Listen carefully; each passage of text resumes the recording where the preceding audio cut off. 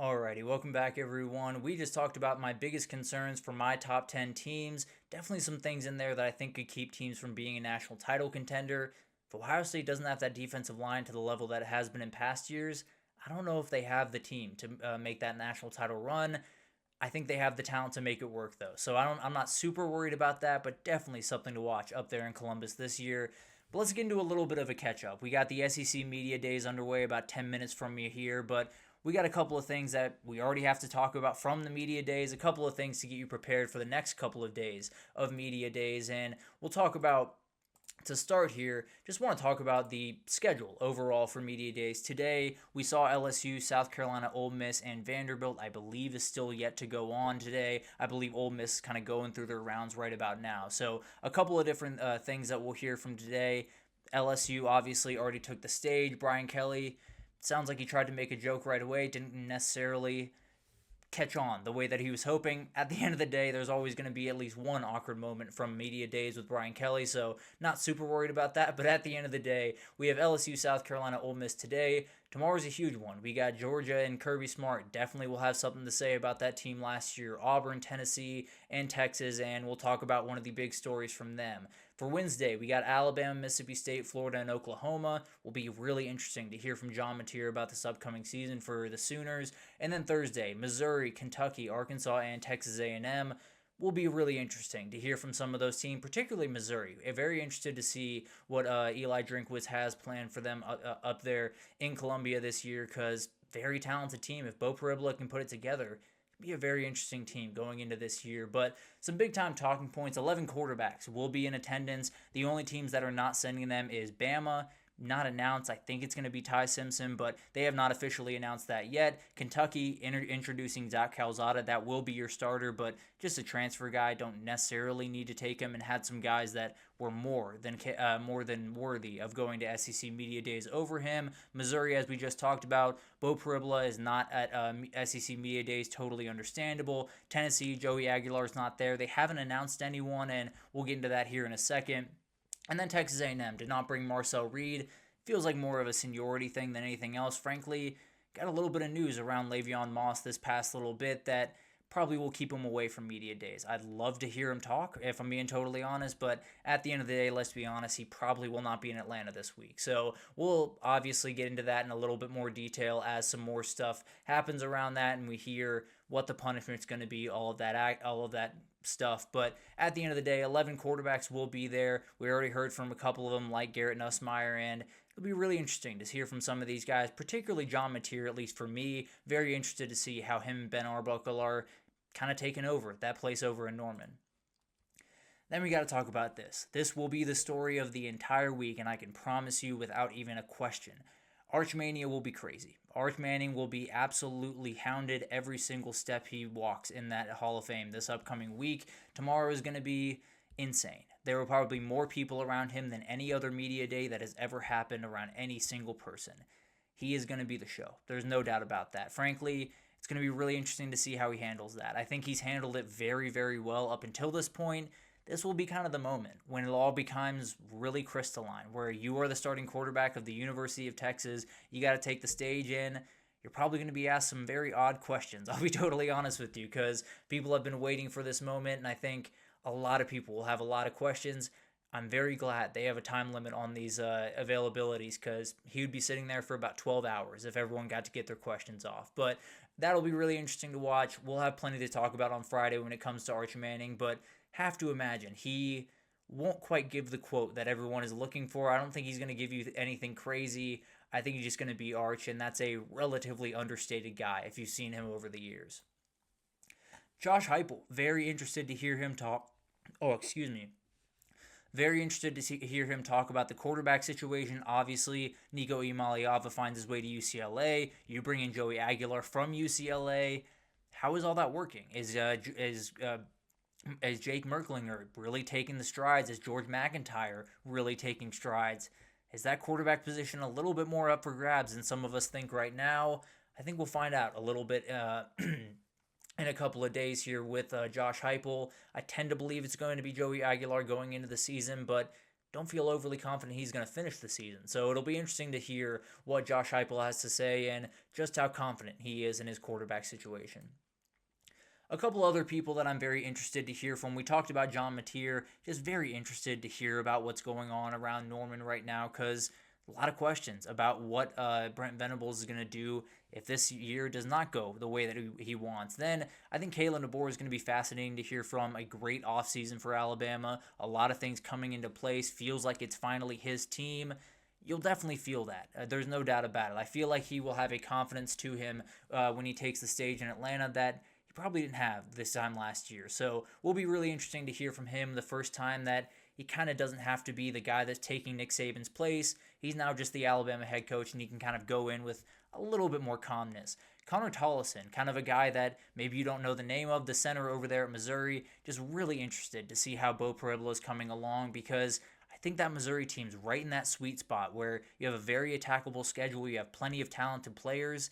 If you can put it all together, it could be a very, very interesting team this upcoming year. And then DJ Lagway. You had some injury stuff towards the end of last year. Sounds like it was more of a lower body hernia injury than the shoulder really bothering him. But very interested to hear from him about all of that stuff. I'm sure he'll be asked, and it'll be interesting. I'm sure he'll give us the classic, feel great, feel healthier than ever. But definitely will be interesting at the very least to hear from him, and a lot of pressure on that kid to save Billy Napier's job in some ways this upcoming year. So that'll be interesting to watch, no doubt about it. But let's move on from SEC Media Days. I promise we will get back to it. We'll talk about Nick Saban maybe coming back into coaching. According to Greg McElroy, we'll talk about all of that great stuff on Friday when we have a little bit more time. But a couple of recruiting updates. Georgia just continues to roll through people. It's absolutely... Oh my goodness, excuse me. There's a lot of different things happening over there in Athens. Caden Prothro, very, very talented tight end, just a freak athlete at, I believe, 6'5", 230, number 2 tight end nationally, has committed to Georgia. This is a guy that you could put anywhere on the field. He might be a wide receiver at the next level. I tend to believe he's more of a tight end, but at the end of the day, wherever he's used, he will make plays. And then Tyree Green, a top 10 safety, but watch him run the ball. I was watching them over on the Film Guy Network, and this kid can play some football, especially even at the running back position. So whether it's him picking off balls or him actually taking handoffs at some point during his career at Georgia, with that guy with the ball in his hands is pretty special to watch. But at the end of the day, it looks like he will be a safety, very talented kid that absolutely will help out this Georgia class that might just end up being number 1 overall at the end of this year. Texas added a big-time commitment with Samari Matthews, very talented corner. This is a guy that you can just place at boundary corner, feel very confident about that side of the field, very physical, very long, definitely a guy that can make all types of plays. And Texas finds their way back into the top 10. Likely some more good news coming later this week with Derek Cooper. A lot of good news around Texas in that recruitment. We'll see what unfolds there. Obviously, quite a bit of time to go. Even a week is quite a bit of time in a recruitment these days. But at the end of the day, Texas needed one after a little bit of a skid in the month of July and the month of June. Samari Matthews makes them feel a whole lot better about what's going on right now. Baylor continues to roll on the recruiting trail. One of the more surprising groups that it continues to do some great things. Jamarion Carlton, very talented edge rusher that absolutely will play a big-time role. Jalen Battle, another defensive lineman that committed to them. And then Jordan Clay, very talented 4-star wide receiver. All of those guys launched them to the top of the group in the Big 12 in terms of recruiting. Dave Aranda's loading for a CFP run. Frankly, if you give Dave Aranda just that little bit more talent than some of the people around him, he can do some special things with it. I can promise you that. And then Florida fought off Bama for a big-time linebacker commit, KJ Ford. There was kind of an interesting situation where he released his top 3. Alabama was not a part of it. Then about 2 days later, he got a crystal ball to go to Alabama. And everyone was very confused, trying to figure out where it came from. Is Alabama really back in this thing? Sounds like Kalen DeBoer might have messed this one up. Now, all of this reporting is speculative, nothing absolutely set in stone, but it sounds like he could have kind of messed this one up just a little bit because went on a visit there, and it sounds like just kind of talked bad about Florida. Didn't do too much talking good about Alabama, just tried to tear down the team that he was possibly going to go to, and that's where he ended up. So a little bit of a crazy recruitment towards the end of it, but Florida ends up getting the guy that they expected to get from the get-go, and then let's move on from recruiting here for a second because Charles Jagasaw, we got to talk about here for a second. He was injured in a UTV accident this past week. He actually has a broken arm, it sounds like. It sounds like he has a broken arm, not on the lower half in the forearm, but in the upper half, kind of in the bicep, tricep area. Big time injury, no doubt about that. He was actually slated to be the starting left tackle going into last year before he got injured, and some guys had to shuffle around and make that work. And it was a plenty good unit last year. So Notre Dame is more than capable of replacing some of these guys, more capable than a lot of other teams out there. No doubt about that. It sounds like it's going to be Sullivan Absher kind of taking over for him, probably at left guard this time around, if I had to imagine. But Miami and A&M are two games you're getting pretty much right off the bat. You got to be ready to roll. It won't be Jagasaw out there until later in the season, and we'll see what happens with him. But the reality is they got to be ready to roll because two defensive lines that love to get after you and two very, very talented players on the other side will be waiting for you when you talk about Ruben Bain and when you talk about Cassius Howell for A&M. It's going to be a lot to handle, and they're down one of their offensive linemen. Now, I feel very confident Notre Dame can bounce back from this, but really, really tough way to start the fall camp for Notre Dame, and we'll see what happens with that offensive line room over the next month or so. And then just a couple of minutes on this. The SCORE Act is something that's been introduced to the House of Representatives here recently. It sounds like essentially it is a way to get enforceable rules in college football that work across the board, that aren't, put on by the conference, aren't put on by the school, aren't put on by state laws that are in place for NIL. It's essentially what the House settlement was meant to do, just with the government sign off, which I think college football might end up needing by the end of this. But at the end of the day, I'm not going to hold my breath. Anything in the world of government, I'm not going to hold my breath to see get done, if I'm being totally honest. So at the end of the day, we'll find out what happens with this. I think it's another opening. I think it's another opening to find a way back to relative reality in the world of college football. Can't say it's going to go perfectly. I'm not sure if this all is going to even pass, if I'm being totally honest. But it does feel like if this does pass, and we can get antitrust laws in place and we can get antitrust exemptions, we can do all of that great stuff around college football, it feels like we can start getting back to reality. Again, I would not hold your breath. I would not wait on the SCORE Act to come through because probably going to take a little bit of time to get all the ducks in a row and get everyone on board. But at the end of the day, it shows that the government is paying attention. It shows that enough people are paying attention, enough powerful people are paying attention to the sport now, and hopefully it leads to some type of resolution to all of this craziness. Again, it'll take time, so don't necessarily hold your breath there, but will be really interesting to watch that unfold. But that'll do it for this edition of Just Another College Football Podcast. Thank you so much for tuning in.